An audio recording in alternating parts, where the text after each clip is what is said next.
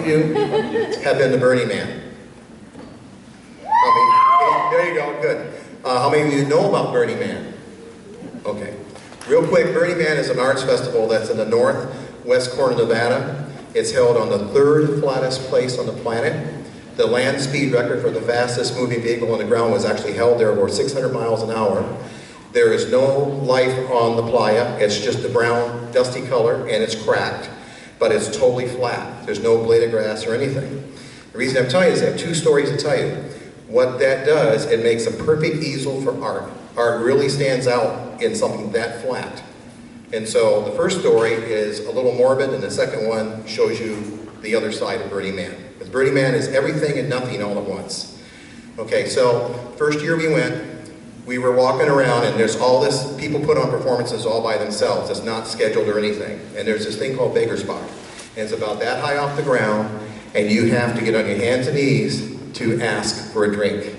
And the puppet is behind the curtain in the bar, and basically it's one hand has the face, which can be move and do movement and facial features, and the other hand is either a skeleton or a English lady. In this case, it was an English lady. So people were coming up and asking for something to drink, and it's usually a shot of whiskey. And this guy came up with a box, and he was on his knees, and he says, "This is for my cat. She's really thirsty. She hasn't had anything to drink all week. Could you give her something to drink?" And the English lady goes, "Oh, well, let's have a look." And everybody thinks when he opens this box, they're going to find a stuffed kitty, a real kitty, they're going to find something. They were not prepared for what was in that box.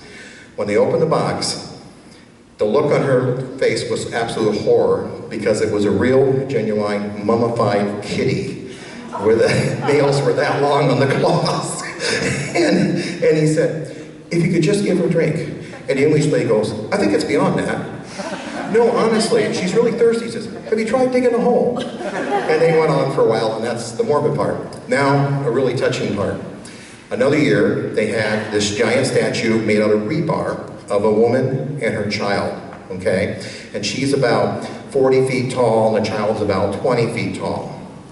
At night, when you're walking behind them, all of a sudden, a few hundred feet away, you see footprints in the playa that are on fire, okay?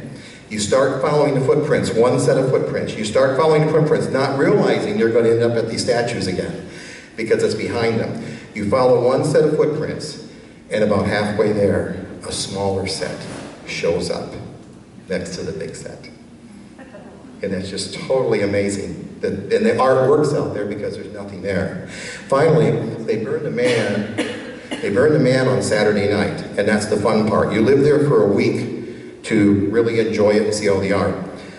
On Sunday is the serious part, and that's when they burn the temple. And what the temple is people put loved ones, animals, whatever, have passed away the year before, and they put them in the temple, and then it burns on Sunday night. To me, it's a real religious experience, and the reason it is because there's something about 30,000 people watching this burn, and you can hear a pin drop. It's just totally moved you to see something that dramatic, and everybody's just mesmerized. Thank you.